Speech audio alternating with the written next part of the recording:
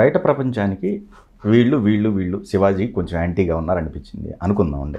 ఇప్పుడు మీకు చూపించని ఏవైతే ఉన్నాయో అన్ని ఎడిట్లో కొన్ని వెళ్ళిపోతా ఉంటాయి, చాలా వెళ్తాయి.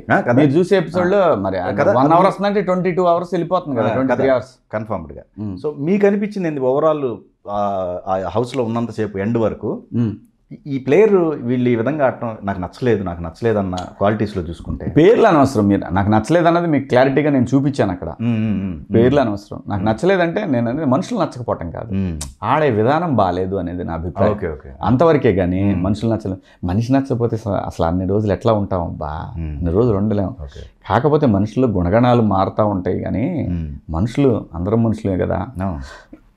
నాకు నచ్చని అంశాలు ఇప్పుడు నువ్వు నన్ను ఇంటర్వ్యూ చేసిన తర్వాత నీ తమ్ముని నాకు నచ్చలా, నువ్వేమనుకుంటావు, నువ్వు చెప్పిందే కదా అని. కాకపోతే దాన్ని పోర్ట్రే చేసే విధానం వేరే ఉంటుంది. ఓకే స్ట్రైకింగ్ కోసం అంటే స్ట్రైక్ ఒకసారి చూడాలి అనే పద్ధతిలో నువ్వు అనుకుంటావు. సో ఇట్లాంటి అభిప్రాయ భేదాలు ఉంటాయి, అంతేగాని నచ్చకపోవడానికి నాకైతే ఏం లేదు. నాకు ఇప్పుడు ఏదైతే మీరు చూసిన స్పా అనే బ్యాచ్ ఉందో నాకు నచ్చకపోవటం ఏం లేదు. ఆడే పద్ధతి కరెక్ట్ కాదని అంతే. వాళ్ళు మనుషులే, వాళ్ళు మనలాగానే కష్టపడి ఆర్టిస్టులు అయ్యారు, మనలాగానే ముందుకు పోతున్నారు.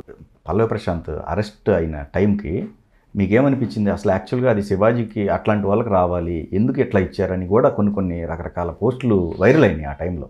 అవుతాయి. సి అంటే ఇప్పుడు నీకు స్ట్రాటజీ ఉంటుంది, నీ ఛానల్ ఎలా నడపాలా, వాళ్ళకు కూడా స్ట్రాటజీ ఉంటుందిగా. ఒక్కోసారి దెబ్బతింటాయి.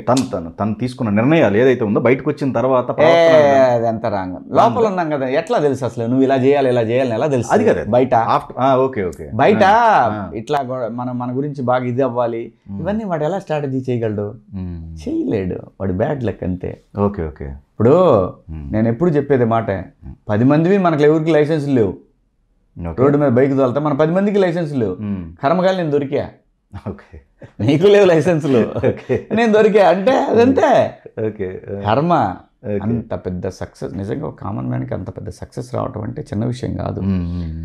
మరి అటువంటిప్పుడే అంటే ఇదే నేర్పుతుంది కర్మ. సంతోషం అనేది శాశ్వతం కాదు. నేనున్నాను అని చెప్పడానికే ప్రకృతి ఆ రోజు జరిగిన సంఘటన. నేను ఎప్పుడూ అది బిలీవ్ చేస్తాను. ఒక భయంకరమైన ఆనందం వెనకాల ఒక చిన్న విషాదం కూడా వెనకాల మనం వెంటాడుతుంటుంది. అద్భుతంగా అందరు ఫ్యామిలీ అంతా తిరుపతి వెళ్తూ ఉంటే ఎక్కడో ఒక యాక్సిడెంట్ అవుద్ది, ఎంతో ఆనందంగా వెళ్తుంటారు. కర్మ.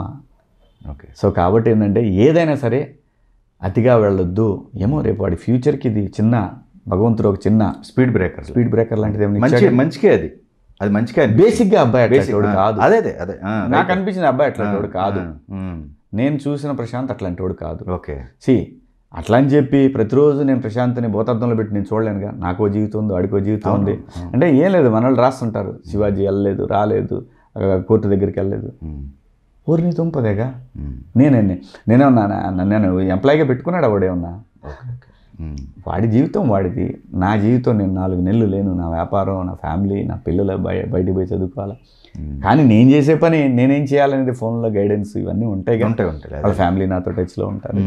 అదే నేను అంటున్నాను, జనానికి ఎట్లా ఉంటుందంటే మనకు సంబంధం లేని విషయాల్లో చాలా ఇంట్రెస్ట్ పెట్టేసి దాన్ని నెగిటివ్గా ఊహించేసుకొని లేని పని ఏం మాట్లాడుకుంటుంటారు. మేబీ చిన్న తెలియనితనంతో ఉత్సాహంగా అంతమంది 1000 మంది వచ్చినప్పుడు ఏమన్నా కొంచెం మాటలు అటు ఇటు జారి ఉండొచ్చేమో, కానీ బేసిక్గా అలాంటి పిల్లాడు కాదు. అదే నేచర్ చిన్న వార్నింగ్ ఇచ్చింది అంతే.